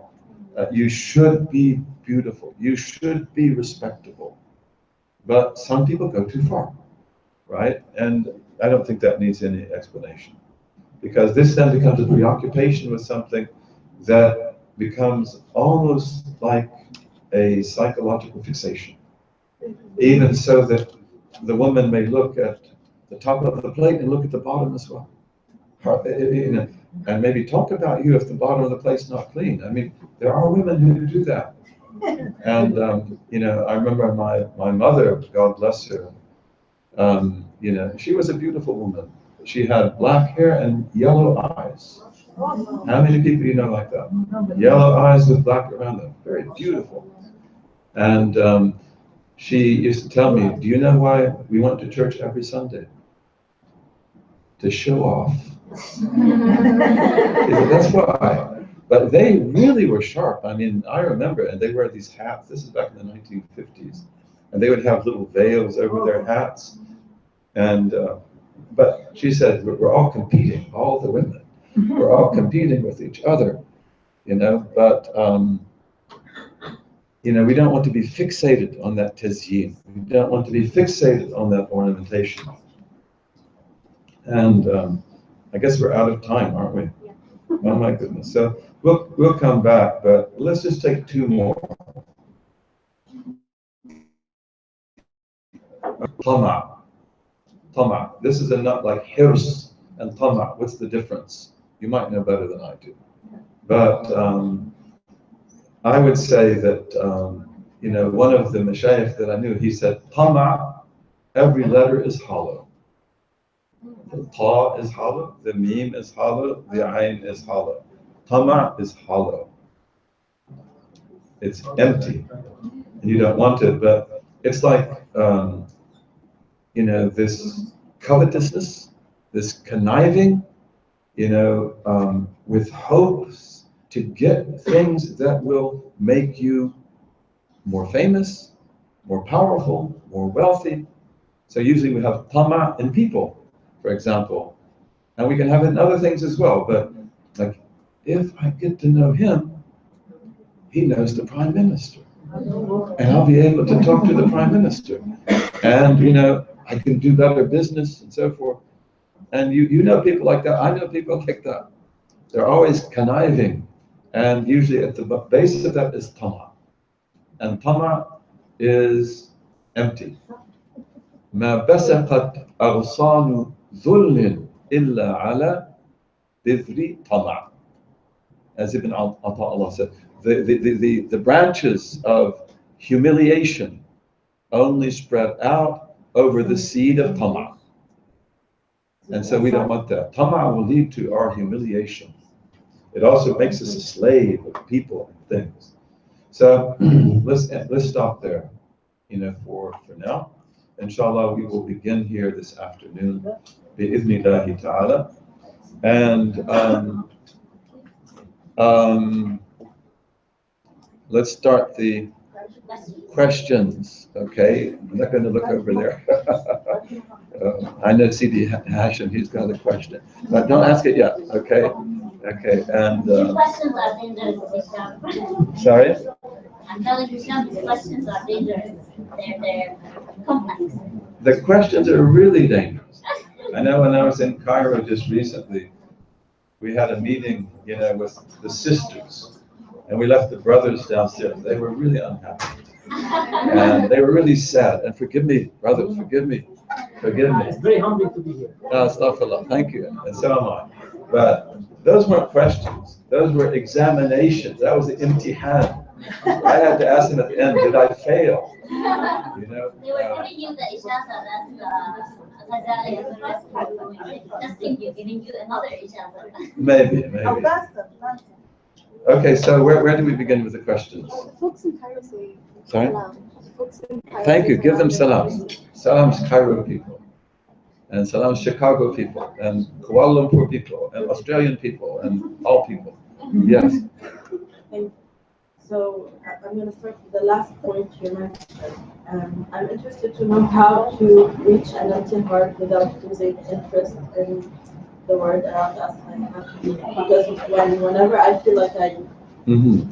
That's a really good question. God bless you. So this question is, how do we empty the heart in the way that we mentioned without losing interest, without becoming apathetic? No, not apathetic. I've just elaborated it a bit, because when you become that, the meaning of being close to God and how important the dunya is not that important, so sometimes you don't work as hard for it. Yeah. So how to keep this balance? Because yeah. So this is an extremely good question, and this is an examination. It's okay, but I hope I don't fail. First of all, himma, aspiration, which also is greater than interest. Like children are filled with himma. They're interested in everything. They never become bored. Now, it's very important that, as you purify yourself and you get yourself right and you go higher and higher, your himma becomes powerful beyond words. We could even say that it moves mountains. It can move mountains. Now, one of the things that I would like to say to begin the answer is that to be involved, to be active, to be interested in things in general is one of the most important signs of the soundness of the soul. And this is why when we find people who are not interested in things, and this is very common today, even in our universities, we have many students who go to sleep. It's like, we would never do that in the past. You'll get flunked. If you went to sleep in class, you would get flunked. Today, this is a problem for many professors. And the only way you can wake them up is entertainment. And even if you move around, they may go to sleep. This is the entertainment age. And strangely, in the entertainment age, where your interest is always being fanned by little things, little trivial things, people lose real interest. And you'll see people, even in this city and in other cities, out at night, dancing and jumping and roller skating and doing all kinds of things. And a lot of times those people have no abiding interest in their life. Empty people. Empty people. So this is important. When your soul is sound, you are interested in things. You're interested in the world. You're interested in people. You're interested in everything. And that's why, as we approach God, we should become more real, right? Huwa al-haq. And as you approach the haq, you become real. This is why we also speak about the spiritual path and spiritual perfection as getting yourself right. Everything in the right position. So you're the perfect you. You have good appetite. You also have anger, but you control it. See, so that means that when we're on the path and we lose interest in other things, like God becomes my focus, but I don't care about my business, I don't care about my family, I don't care about other things, it means that we haven't gone very far on the path. And it also means that we haven't locked in yet either. Maybe this is really good, because at least I'm concerned with my heart. A person comes to you and they talk about, I feel so bad about myself, I have all these disappointments with myself, I don't feel I'm a good person. Well, you are a good person because your heart's alive.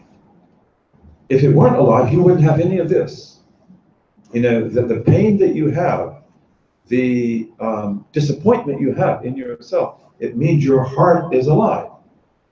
It may be caged up like a bird, but it is alive. And the person that you describe, their heart's alive. That's good. But again, it's just at the beginning.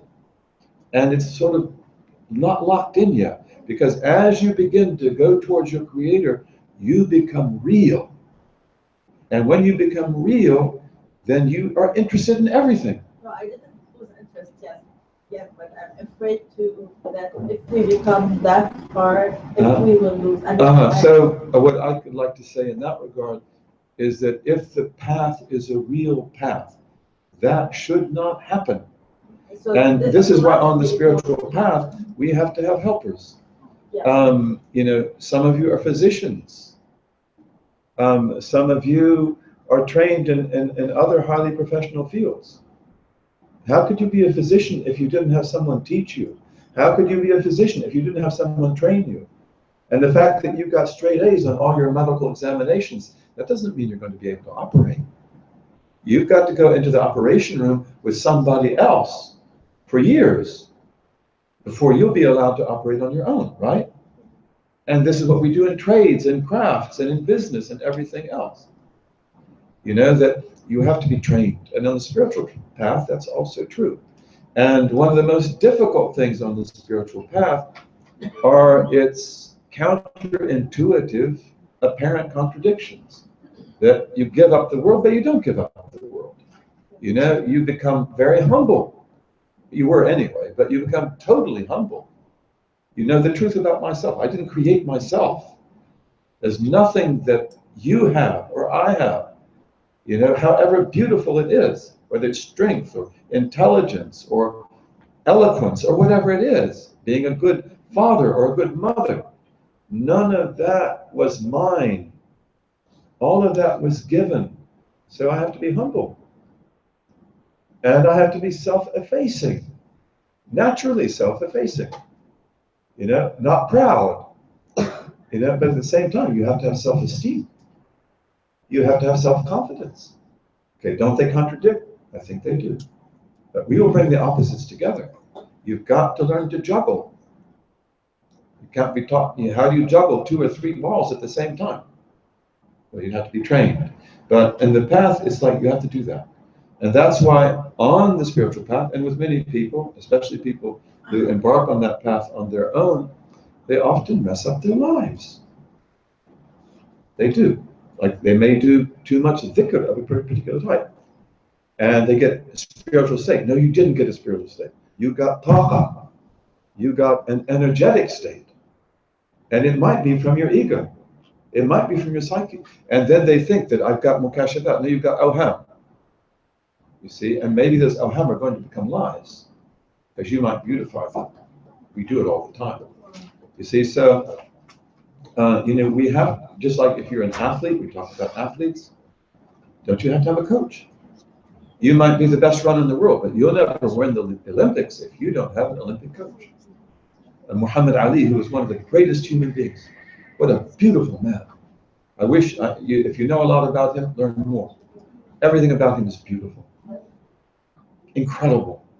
Incredible. He was the greatest. I like to say that, because, he gave his people hope. He gave his people hope. And he showed the white man that, you're not such a much. And don't get in the ring with me. You won't last 1 minute, And yet he's such a good man. And he said, I knocked down how many people? 35, I don't know how many knockouts he had. But he said, I lifted up millions. Okay, and I remember one night, he was in a fight, and, he won a big purse of money. And they told him about these old people who were being foreclosed on in New York City. And he said, take me there. This is the way he was. He hears about a boy who has leukemia, who's dying, a white boy. He says, take me there. And he goes there. And the little boy says, you're going to knock out Foreman. And he said, yeah, you're going to knock out cancer. And then the little boy writes to him later, he said, you did knock out Foreman. But he said, I can't knock out this cancer. But he said, when I go to heaven, I'm going to tell God that I'm so thankful to have lived on the earth that had on Muhammad Ali. He's a beautiful man. And so they take him to this house. These were old Jews. They're Jews, elderly Jews, in a Jewish, old people's home. And he said, how much money do you need? Now, this is a long time ago. They said $100,000. That's like over $1 million today, a lot more. And he wrote a check. They said, take it. Okay, he did this all the time. So, these are beautiful people, and God inspire us by them. And I probably didn't answer the question. I've lost it. Okay. Thank you. Those contradictions And inshallah, but on the spiritual, and this is what, you get people, the spiritual path is not easy, brothers and sisters. It's not easy. And we need helpers on it. We need companionship on it. And it's beautiful. It's beautiful. You become more beautiful every day, but don't look in the mirror. Because you'll be fascinated with yourself. And if you are, you'll fall. These are the contradictions of it. Next question. Can I just say something? Yes, of course you can. It just reminds me of, because we struggle so much to see beauty, and sometimes in war-conflicted zones like this, grief is so much quicker to see, and it just brings us down so much. And so I kind of follow up on that. It's just, I really thank you for bringing up all these examples of clay and fighters and warriors that apply a lot to us here in war. They do. Inshallah, God bless this region. Sham, Lebanon, Syria, Jordan, Palestine. These are great lands. These are lands of the awliya. And you have a great past. And some people have told me that I trust that everything that happened here is to remove Nizam al-Awliya, to remove the great order of the awliya, which was there in Bilad al-Sham. And God, and Allahu illa an yutimma, that God will restore that order bi-idhnillahi ta'ala. May all of, just like this beautiful city has been rebuilt and is still being rebuilt, and may it become as beautiful as it could ever be, so also these other great cities. God restore everyone and make them more beautiful. and give the people their homes back, bi'idhnillahi ta'ala, and establish all that good that was there forever, bi'idhnillahi ta'ala. Okay, who's going to help me? Who's going to help me? Okay, I'm going to have to take the first hand I saw. Okay, so please ask your question. Thank you for today.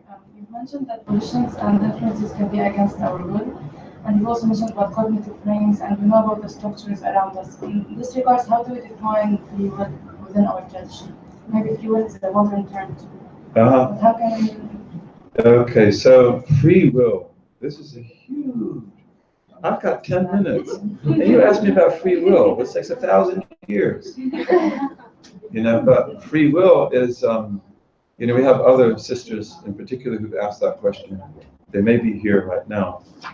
Free will is actually a Christian term, and it's okay to use it, but we usually use the word ikhtiyar, choice.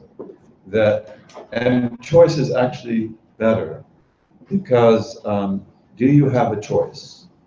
And of course, when you have a choice between how many alternatives?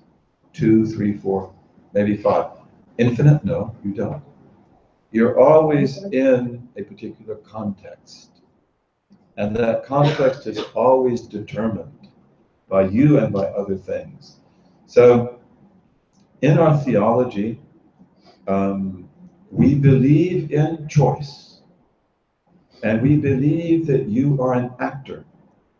So we say, Anti fa'ila, wa anta fa'il.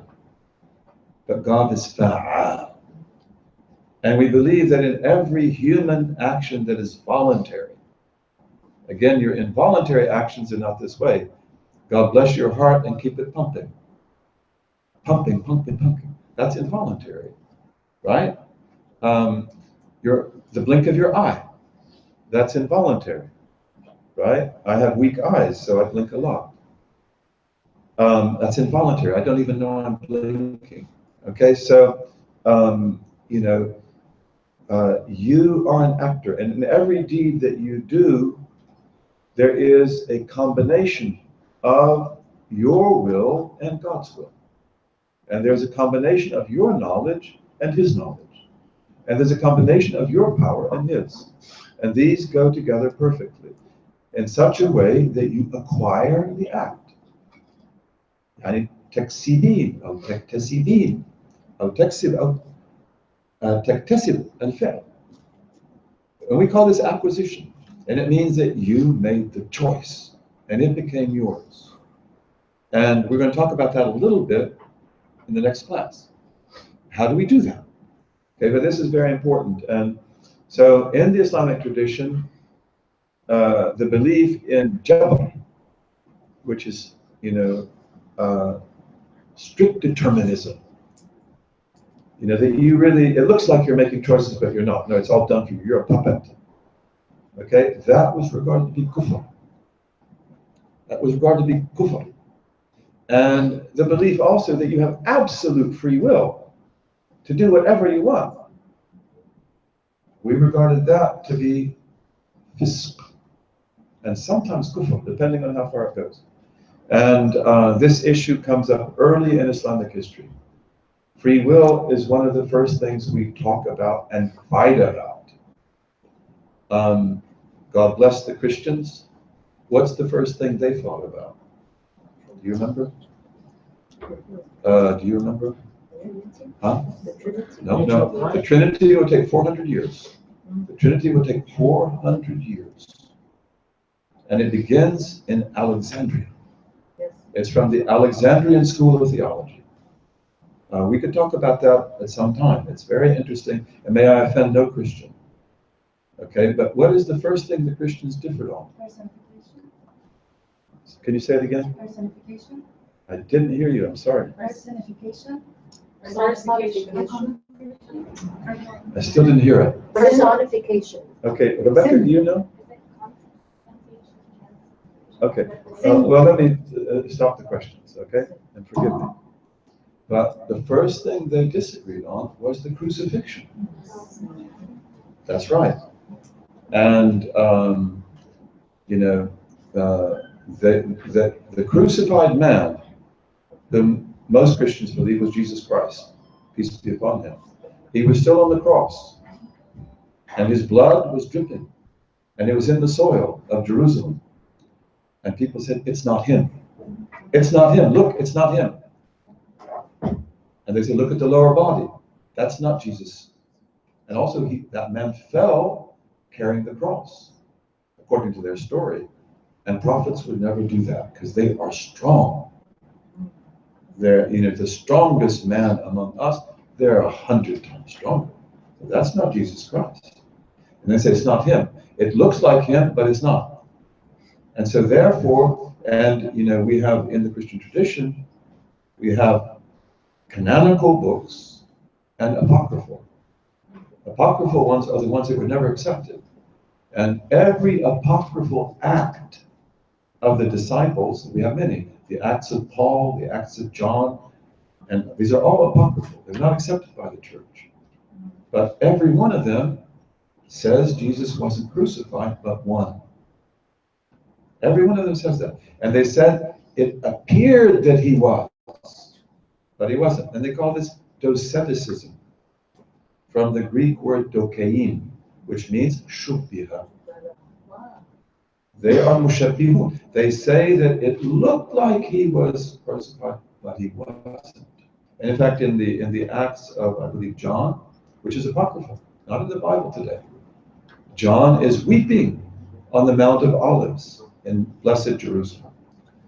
And Jesus comes to him, and the crucifixion is still there in Calvary. And he says that, don't weep, I'm okay. This is me.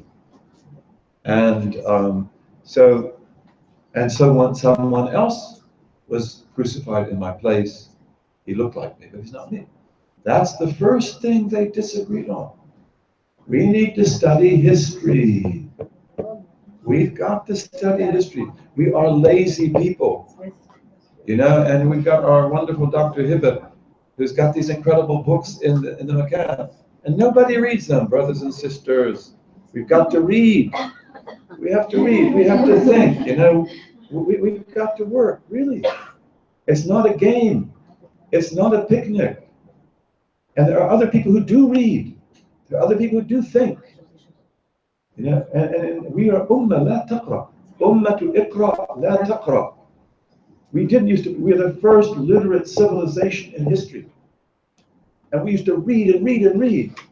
And today, I can tell you libraries in the Muslim world where they have manuscripts. And the librarian will tell you that the people who come in here from the university only come to talk with their boyfriends or girlfriends, or they come in to read comic books. And they don't read a single manuscript. This is musibah. Musibah. And God, wake us up. This means also what? Our hearts are not the way they are. Our hearts are not being used for what hearts are for. So, what was the question? Okay. What was the question? I get derailed. Pray for my heart. She was on. Yeah, so free will.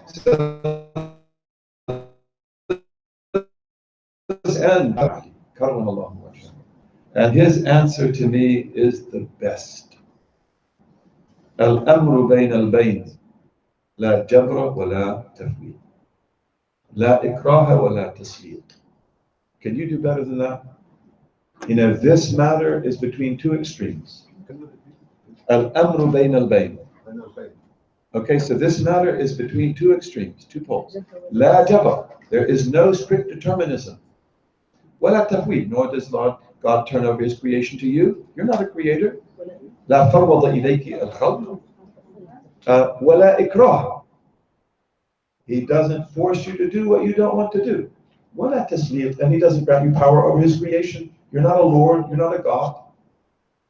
And Imam al-Hasan, karramallahu wajhahu, he says about the statement of his father, وَالْبَوْنَ الَّذِي بَيْنَ الْبَيْنَيْنِ كَمَا بَيْنَ السَّمَاوَاتِ وَالْأَرْضِ. And the distance between the two extremes is like the distance between heaven and earth. I can't do better than that. These are brilliant people. They are masalih al-huda. So we believe in free will, but it is a theological paradox. And in our theology, whether it's Ash'ari or Maturidi or Athari, we simply tell you, keep the paradox together.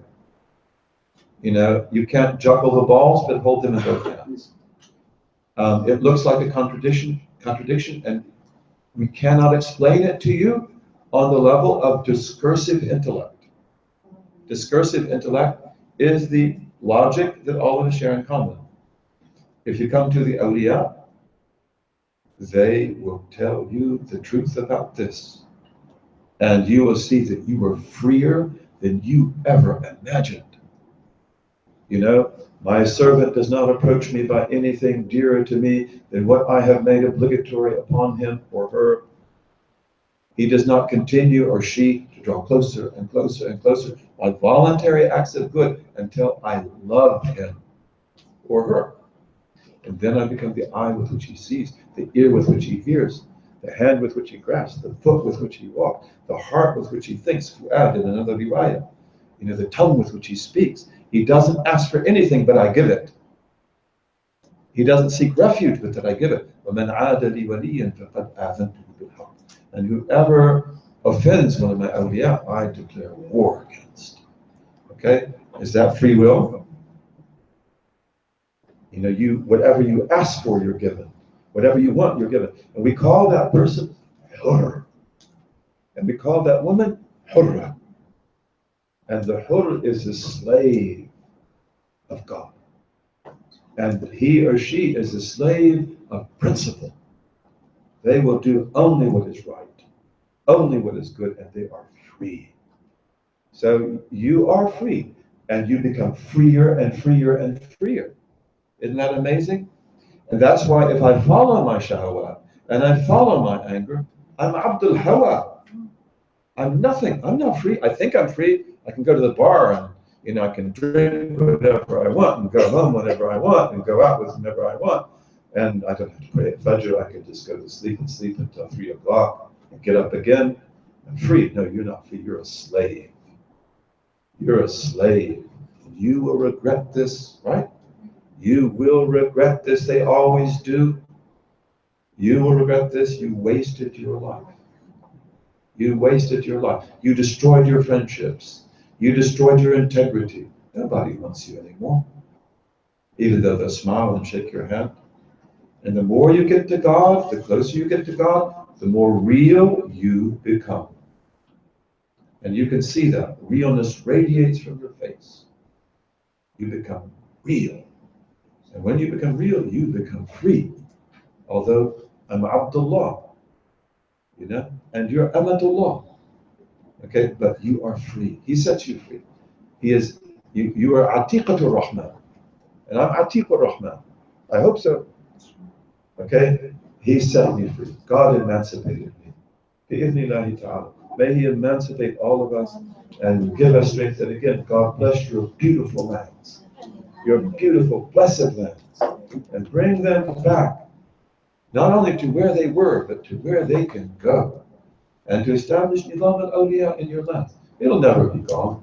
You know, these, whatever you want to call them, you know, with the big weapons and everything. They took the tomb of Uwais al-Qarani and they attacked it with weapons and explosives. Well, there's no need to do that. We know that he's one of the awliya Milan, Bukhari and Muslim. Well, you blow up his tomb like that, you know, that's going to be victory. You know, they'll get more donations from certain people. Yeah. What you're doing now, we have to do, get rid of all these tombs, you know. You know, you bring death and destruction upon ourselves. May God remove that. Nizam al-Awliya, you know, will last forever, especially in these blessed lands. And inshallah, all the Muslim lands. Bi-idhnillahi ta'ala. This is the great ummah. You know, ummatika al-matar, you know, la yudra awwaluha khayrun aw akhiruha. There are good times coming someday. Maybe not in my lifetime, maybe not in yours, but they'll come. اللهم وفقنا لما تحبه وترضاه واجعلنا من عبيدك السعداء وأمتنا على كلمة الهدى علمنا ما ينفعنا ووفقنا للعمل بما علمتنا به واجعل ما نحن فيه خالصا مخلصا لوجهك الكريم يا رب العالمين.